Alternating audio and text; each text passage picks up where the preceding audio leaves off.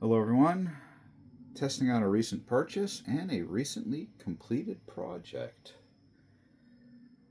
This is an old Bachmann Spectrum Doodlebug painted for the Boston and Maine. Here you can see the box. It's a really old Spectrum box. I'm thinking this is early to late 90s-ish EMC gas electric Doodlebug. Now when I bought it, it was sold to me as brand new.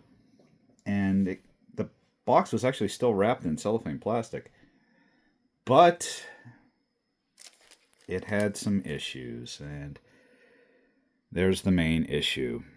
Both axle gears were split. They're the old style white nylon.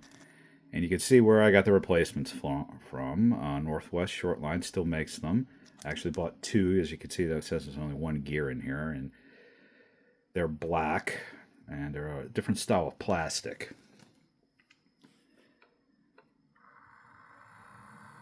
It's a little bit of a pain in the butt to put them in, but the results are pretty smooth. The Doodlebug's chassis is all die-cast, but the front truck that powers it is die-cast, but it's held in with this little plastic clip. And it's very difficult to get that clip out without breaking it. I managed to get it out, but I couldn't get it back in, and I did break it, and I did perform surgery on it, and it is working as it was designed now.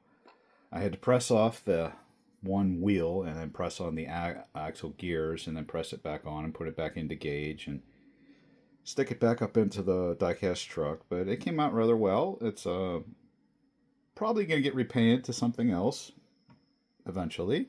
But for now, I'll run it around and enjoy it. That's about it.